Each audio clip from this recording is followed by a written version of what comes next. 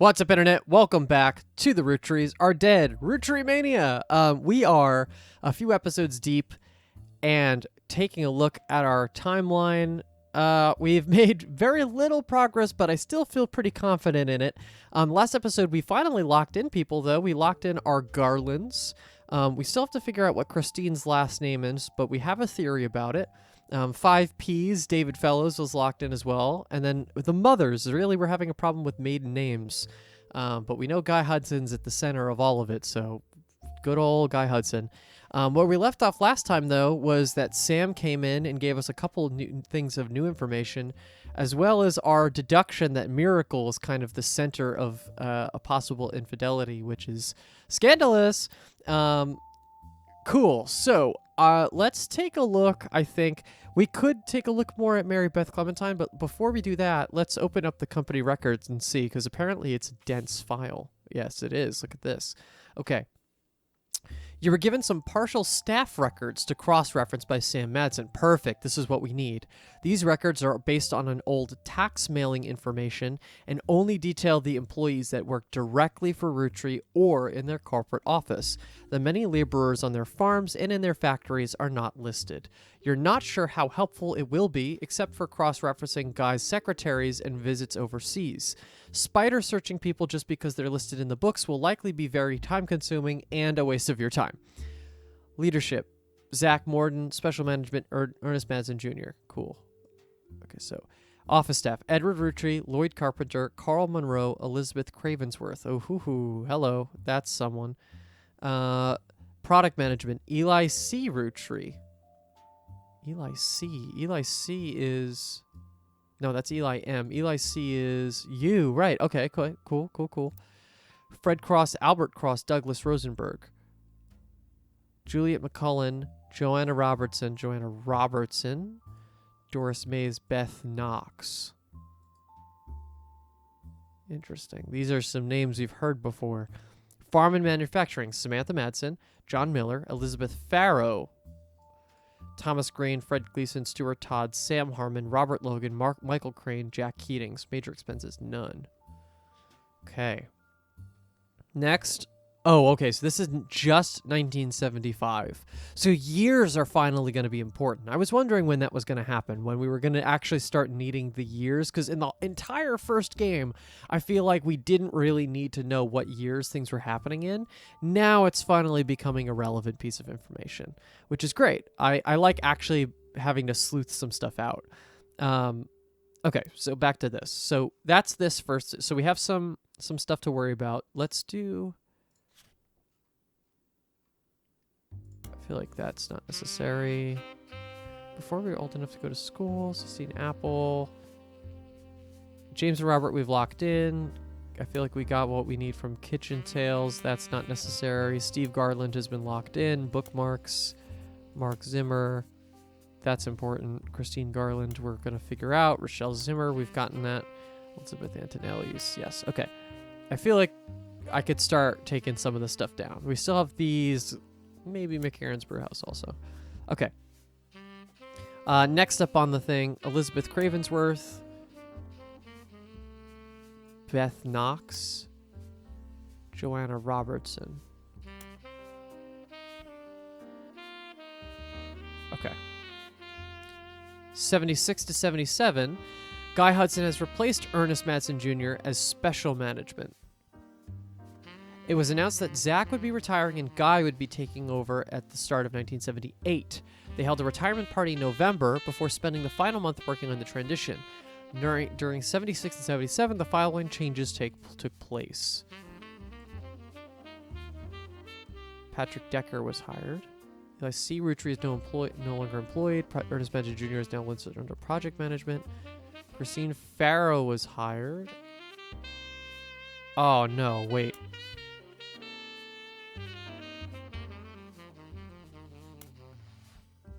Wait, Christine Farrow. Elizabeth Farrow. Oh, right. Okay, so we have Elizabeth Farrow in Farm and Manufacturing, and then Christine comes in. Joanna Robertson is no longer listed amongst the secretaries, but Joanna Fellows has been added to the list. Cool. we've gotten our names. Joanna Fellows and Beth Knox are no longer employed by Roottree. Right, they leave. Christine Farrow is no longer listed amongst the secretaries, but a Christine Garland has been hired. Okay, cool. So that just basically gave it to us. I almost feel like that's not even needed, but fair enough. It's got to feel complete. John Miller is no longer employed by Roottree.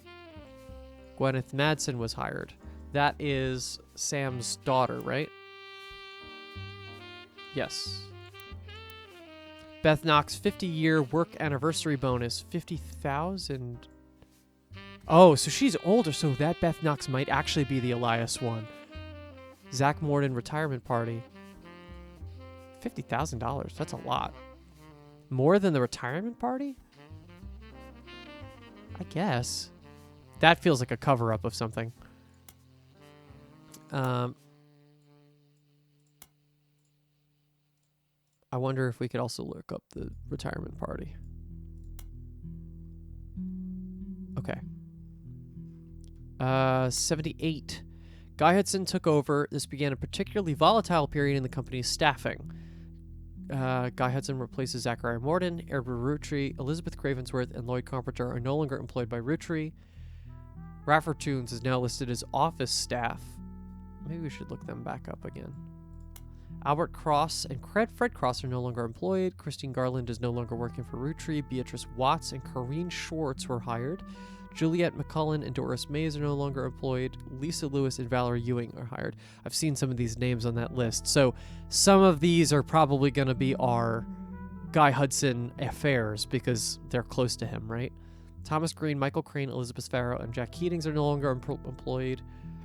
Emily Seinfeld and Sam Cattrall were hired. Susan Ford was hired under a special category that only existed for 1 year. Interpreter? Interpreter? For someone who's deaf? Interesting. Maybe William Sams is deaf? 1979. So anybody who's newly hired in 79.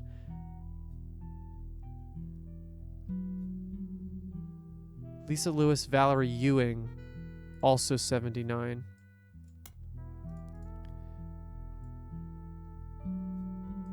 So one of these three people might be deaf.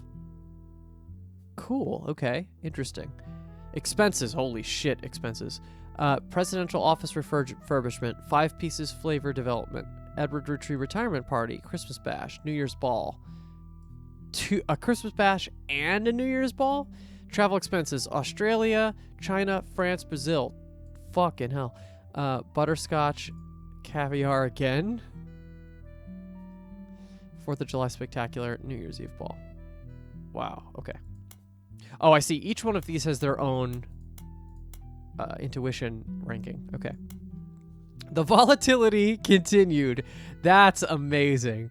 Many new employees didn't tend to stick around very long. The following changes were recorded. Terry O'Connor was hired. Susan Ford has been moved to office staff. Susan Ford was where before?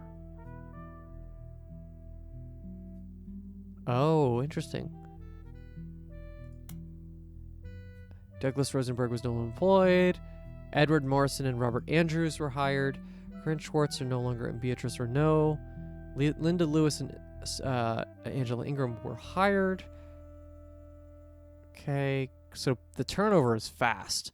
William Sams is no longer employed by Roottree. Emily Seinfeld is no longer... So, okay, so if... Who are the other two people that I had just said? Lisa Lewis, Valerie Ewing. Lisa Lewis. Are the both of them at the same time? Oh, wow, yeah. So all 3 of the people who were brought in at that time are gone. So the putting Susan Ford on the office staff might suggest that Guy had a thing with Susan and he kept her on the staff so she could stay close. I could see that. Catherine Garrett was hired. William Sands is no longer employed. Emily Seinfeld is no longer employed. Emily Barnes. Okay, so we had a name change. I almost feel like we should...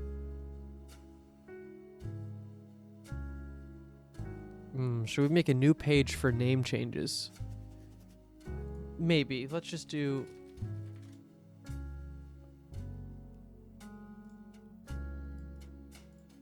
because I don't know an Emily Seinfeld. Let's go back through these real quick and just give me some names.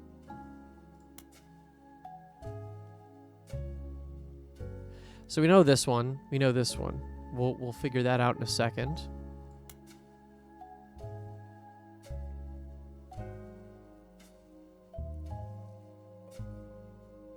Cool.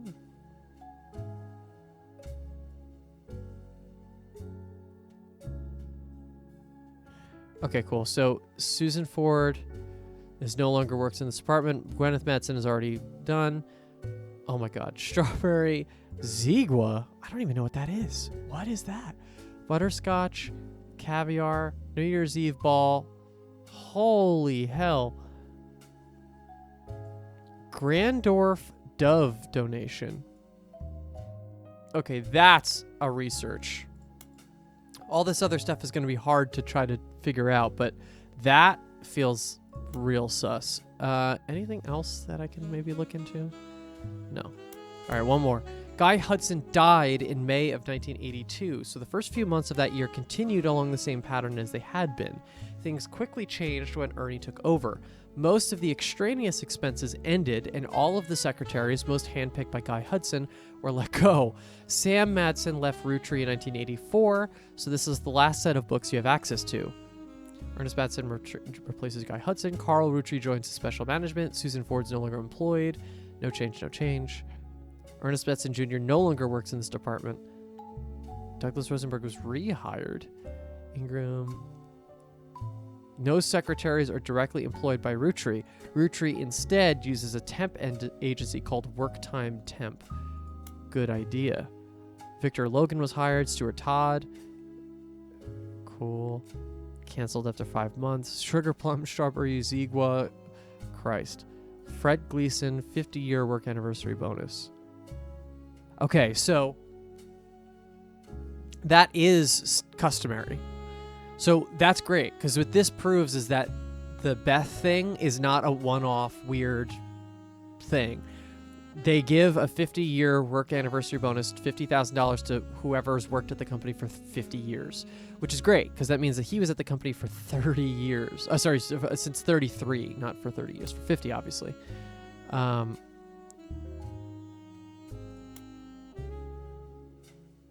Gleason. Yeah, in the farm and manufacturing. Look at that. Okay. And then Root Clothing Reimbursement, which we found out in the base game, $1 million back to Carl because he put his own money into it. Cool. It's funny. We're like re-clarifying some stuff in the game. That's really dope. Okay. This is really helpful. There's a lot of stuff to look up here. I think there's a couple things we can lock in, though. First of all, Christine Farrow, right?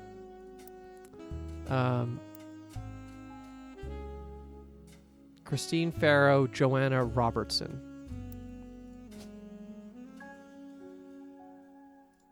Farrow, wonderful, and Joanna Robertson. Yay, very good. Okay, so Christine, though. Okay, so I'm going to have to go back through some of the research stuff because what was her last job? They said it in the evidence here.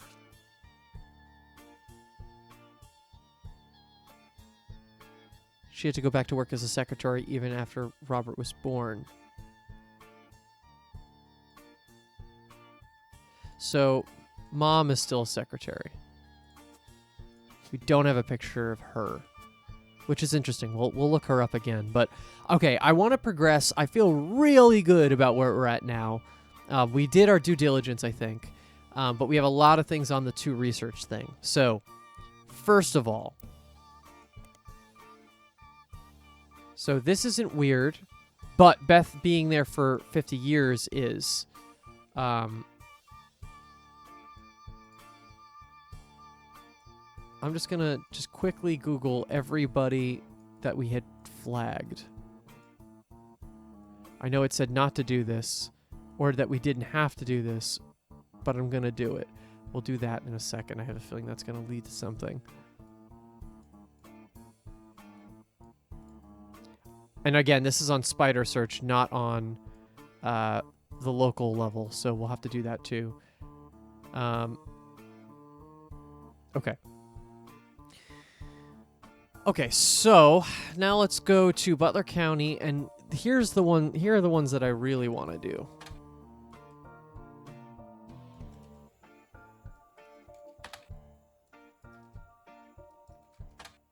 Okay.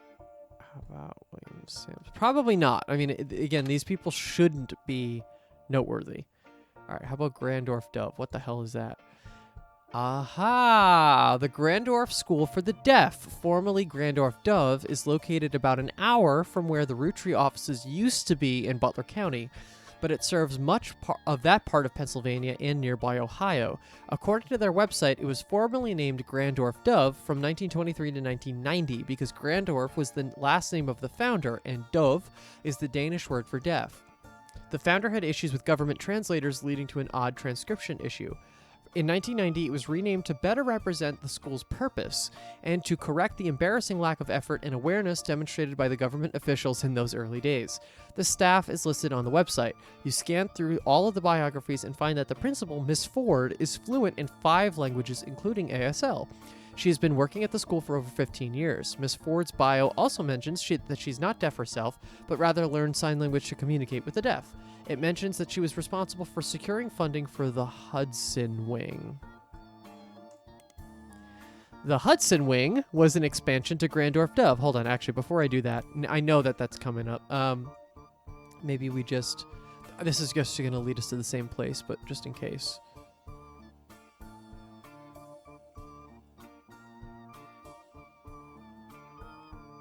Okay. Yep, all right, here we go. Hudson Wing was an expansion to the Grandorf Dove, now Grandorf School for the Deaf, first built in 1982. It's a separate, much smaller building, half a block from the main campus, and operates as a smaller independent school that offers free ASL courses for the family members, friends, and caretakers of deaf children. It's actually really sweet. According to their history site, they got their name after the president of the Roottree Company generously donated $250,000 towards the construction of the building. Is that number accurate?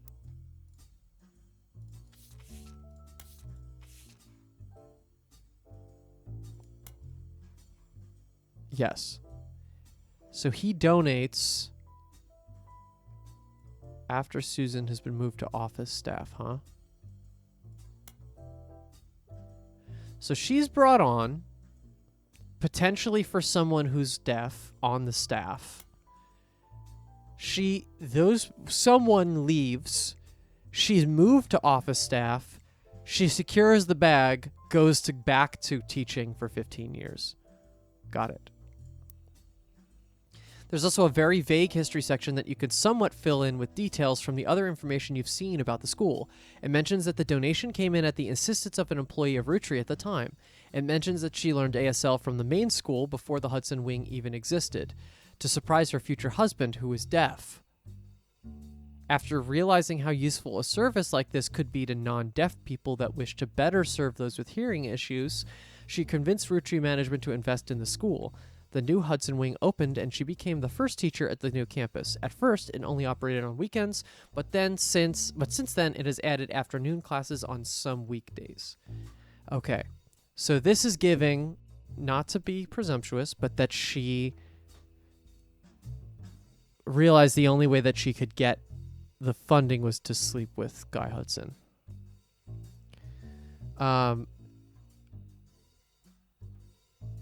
To surprise her future husband who is deaf. So her future husband is there. Susan Ford.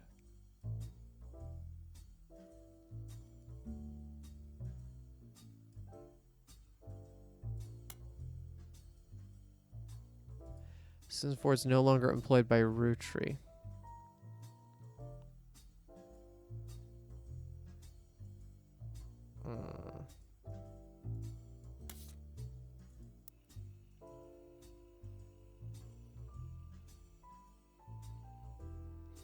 This timeline's weird. How did she... So she learned ASL to surprise her future husband, but it also refers to her as Miss...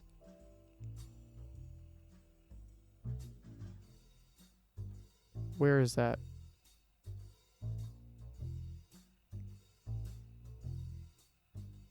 Hello, where does it say that?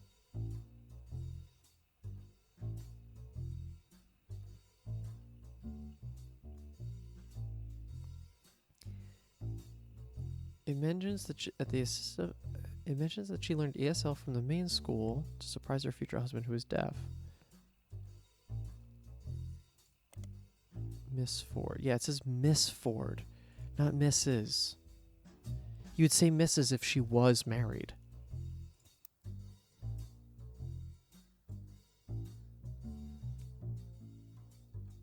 Oh, Christ. Okay. So she's... What does this bring us? This brings us all the way to 82. So this could be... It could be one of these two. I'm feeling one of these two. The difference, obviously, is that there's another person involved in this one versus this one. Interesting.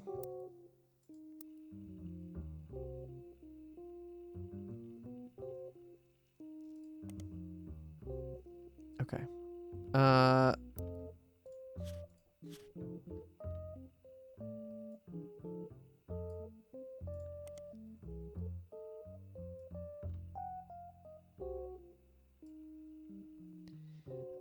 This is not going to lead to anything new, probably, but just in case. Yeah, okay, we can delete that.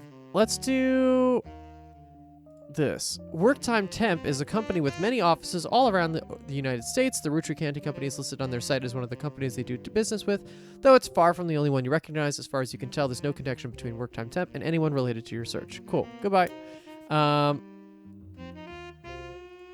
Okay, I think... This is really, I think what this evidence is all supplementary. So we're going to come back to this and see names that we're going to need. But for now, I don't need them because I still have stuff to investigate here. So 6 pieces we've basically investigated. Let's look up this. 3 press releases from the Roottree Candy Company after the release of 6 pieces were referred to as the Roottree Rift due to the clear conflicts between them. The first was fairly standard. It stated that there was no president of the Roottree Company, but that the entire family was made aware of the release of the book, and that they would be meeting as soon as possible. Only then could they verify the legitimacy of the claims it raised and decide next steps. The second release was emailed to a business newspapers 3 hours later and announced that after a vote, Ron Roottree would be taking over temporarily as an interim president. It also went on to state that Ron was aware of the book, had verified the claims within, and would look into compensating Miss Madsen and her family immediately. It also stated that the company's lawyers would be taking immediate steps with the family to revisit the Clancy Trust's terms to make sure nothing like this could happen again. It was quickly clear to business reporters and analysts that the time between the 2 press releases would not have been logistically sufficient to gather a majority of the family, even using conference calls. This was reported on many news channels, and a third, much shorter press release came the next day. It claimed that a draft of the announcement was made prematurely, and that Clark Rafferty LaRue and Ron Roottree would be taking over as the company's first joint presidents. It also stated that any compensation planned would be based on a stringent verification process. That's interesting. That's new information we didn't know. I don't think we knew that Ron Roottree was part of this.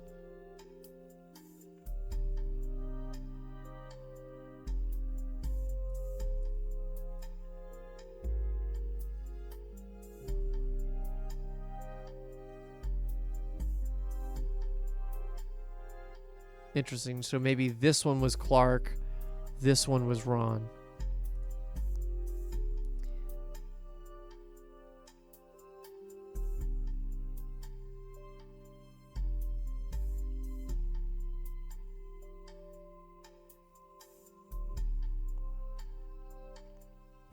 Yeah, this just seems like fluff almost. The only thing we learned is that Ron Roottree is a joint president, so let's do this. Okay, here we go. Ron was announced as president of Roottree during the Roottree Rift, but the next press release immediately reversed the announcement and instead stated that Ron and Clark would take over. A few weeks later, Ron was dropped from the title entirely. There are hundreds of results about this development, but most articles are retelling of basic details. Some veer into heavy speculation based on an article about Ron in Business Watch. Ron has also done some interviews saying that the truth of what went on behind the scenes is not something he wishes to discuss. Instead, he hopes to release a movie about it someday. 3 weeks ago, Ron's mother, Gwyn, died in Paris. He and his brother, Robbie, has seemingly made amends.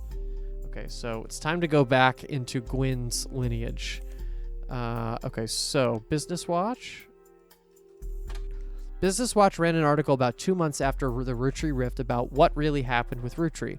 The article mentions that nobody from Roottree that they reached out to was willing to go on the record. Instead, the timeline of events has been constructed from public record, accidental leaks, and a source on the inside. The only parts that are new to you are the most vague parts, the ones supposedly confirmed by their anonymous source.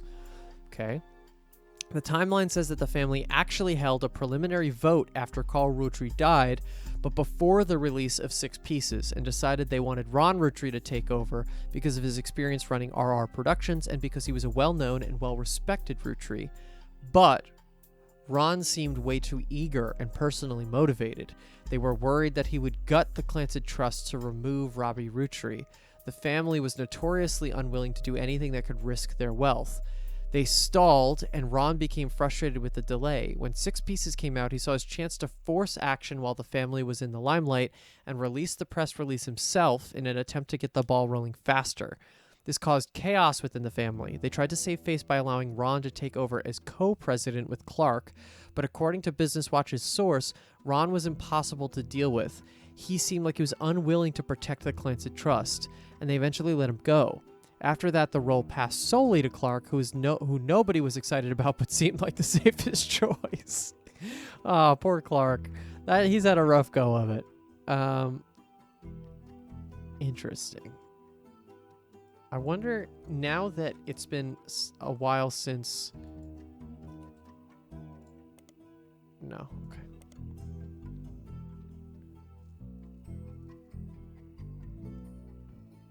Let's do also... That's not going to happen. That's not going to happen. How about silver screen? Okay, this is the old one. Okay. So now how about Robbie?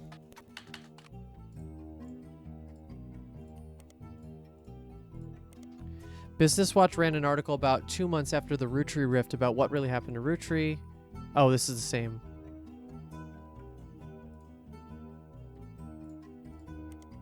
Okay. How about Gwyn?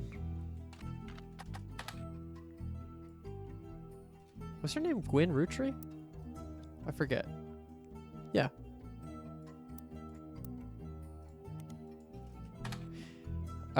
Okay, cool. So this is new.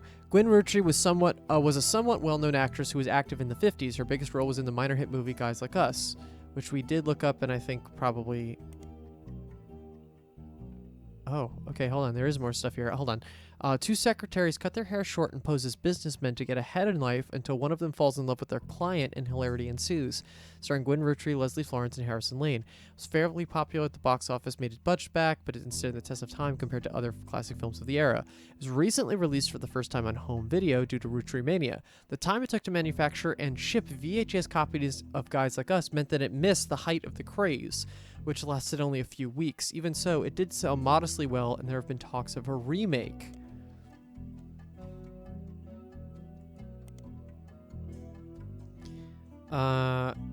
Interesting. The only thing that I'm seeing here is that it's businessmen falling in love with their clients, and that is starting to echo now. We're gonna just highlight that and keep going. We're gonna go back. Here we come. So, she died in Paris, France about 3 weeks ago. After leaving Hollywood, she made no effort to stay in the limelight, and most obituaries tend to focus on her largest role, Guys Like Us. Not much is known about her death, except that it was announced that she died peacefully in her sleep while being treated for a sudden severe case of pneumonia. Before that, she had apparently been in relatively good health, according to her friends and family in Paris. She was 67. Okay. How about Robbie? Robbie Roottree was released from French prison after serving years for assault. His embezzlement and arrest were partially featured in 6 Pieces, as Robbie's participation in the Clanted Trust was a key piece of evidence in Sam's favor. and have since become much more publicly infamous. He has not yet returned to the United States, but when journalists reached out to him recently after the death of his mother, he had issued a blanket statement a few days ago. "The death of my mother was hard on our family. My brother and I, after spending time together caring for her in mourning, have finally made amends. It was a highly transformative few weeks when it came to our relationship. I'm in recovery from my addiction, and a major aspect of that process is that I wish to stay private." Fair enough. How about Ron? Ron was announced as president of Roottree during the Roottree Rift, but the next press release immediately reversed the announcement. Oh no, we did this one, right? Okay, yeah. Okay, I think if I remember correctly, the next thing on the evidence list is Clark. Yeah, exactly. So I think we get right into it because he's the next part of this. Clark Rafferty is the new president of the Roottree Candy Corporation. This does not include Root, which appears to have its own new leadership. That's a good idea.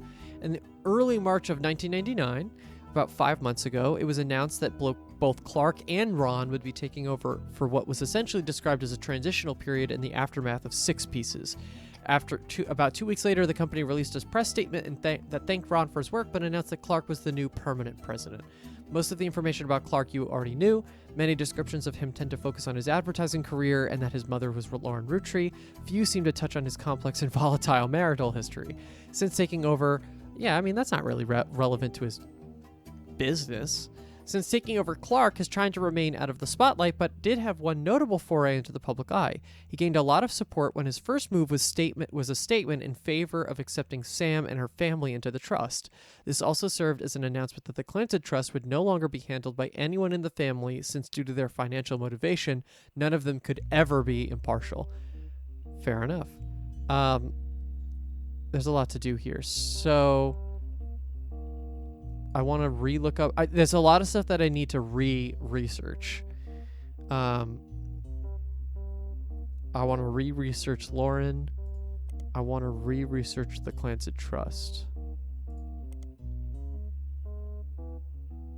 Actually, I want to research Sam again, too. Let's start there. Oh. Can't ever go without making a typo. Here we go. Six Pieces, Unwrapping America's Sweetest Family by Sam Madsen was released in early 1999. There we go. And perhaps assisted by the still relatively recent plane crash shot to the top of the charts. Reviews were mixed, and its time on the bestsellers list was limited to only about 2 months. Most reviewers agreed that the core of the book, about Samantha's fathers and the struggles they faced, was compelling, and that the takedown of the hypocrisy of Elias Roottree was deserved. However, many took umbrage with the timing of the release and the tone of the book, which seemed vindictive. The fallout from the book led to the Roottree Company scrambling to release a statement, and due to conflict of leadership, famously released multiple conflicting official statements over 3 days. This confusing move was referenced in popular culture due to a late-night sketch about indecisionitis, but more traditional analysts have been calling it the Roottree Rift. Due to a few months later, due to Roottree mania, the book re-entered the charts and sold even better than the first time. I'm curious. Indecisionitis was a disease coined by a popular sketch show known as part of a fake pharmaceutical advertisement for Jit Together. While the segment isn't fully about the Roottree Candy Company, it was released in the weeks after their bizarre response to the release of Six Pieces by Sam Madsen and references the recent news. In the sketch, a woman ordered a number 5 at a drive-thru speaker. Then, after pulling forward, she changed her mind at the window, asking to switch it to a number 3. This caused a lengthy backup and annoyance amongst the restaurant's employees and other patrons. She pulled away as the employees began helping other customers. The same woman then barged into the restaurant, past the current line, loudly complaining that she didn't receive her number 5. After this, the sketch transitioned from the restaurant scene into a pharmaceutical commercial. A doctor claims that the woman was suffering from indecisionitis, a disease that causes extreme confusion and irritability that has recently been found to severely hinder the leaders of large corporations, but could also spread to humans. The doctor then recommends Jit Together, a fake pharmaceutical drug. Multiple testimonials use variations of the catchphrase, "When I can't make my tough decisions, I gotta get my shit together." The final testimonial included a bald man in silhouette with a voice changer saying, "I'm not comfortable sharing who I am, but I am comfortable saying that before I took over my family's candy company, I really should have gotten my shit together." Funny. Really good. Really, really, really good. This isn't gonna be on any of them, but we might as well try.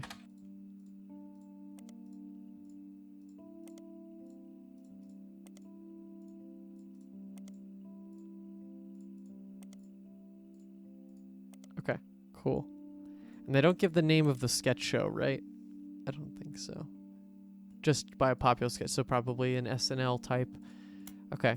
All right. Now we went through that. Switch it to order to number 5. Switch it to a number 3. I don't think that's necessarily relevant, but it's throwing me off that it doesn't have the. Though it's funny, this doesn't have any relevance to your thing, because it doesn't actually say that, which is a little scary actually. The Clancy Trust is the Roottree Company's unusual legal arrangement and the motivation for most of their financial decisions.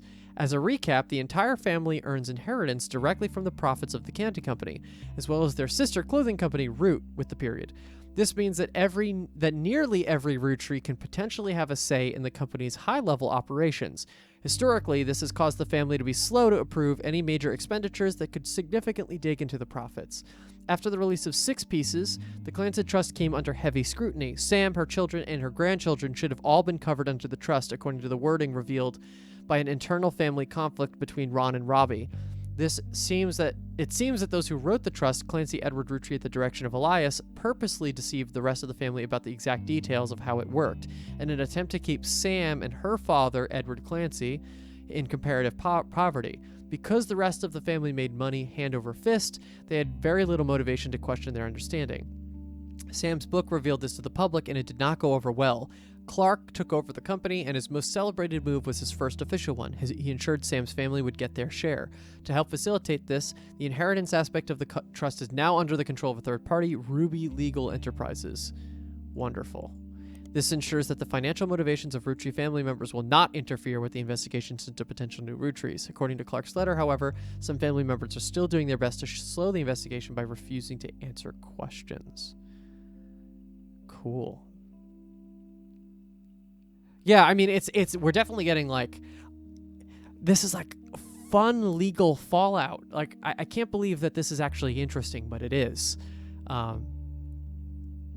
This is like if Obra Dinn had a second act that the alive people like challenged the deductions that we made. Like, you know what I mean? Like it has kind of that element of it. It has this kind of like flipping it on its head.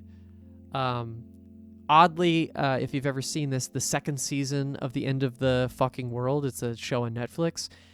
A similar idea where like the first season is kind of one thing, and then the second season kind of like takes elements of the first season and kind of makes it its own thing. I really like the way that it's handling this. But we're coming up on the end, so before I start getting to some of the other things I want to re-research, I think we're gonna call it here. We're doing really well, I think. It's funny because there's actually not that much evidence, and we're not actually pulling that much into the timeline, but it's all helping. It's all helping build it up, and I'm really excited about it. So thank you for continuing to watch. Again, please give this video a like if you liked it, subscribe, share it with a friend. I'm loving this playthrough. This might be one of my favorite playthroughs I've done on this channel, if not my favorite. This hits on all my favorite parts of my brain.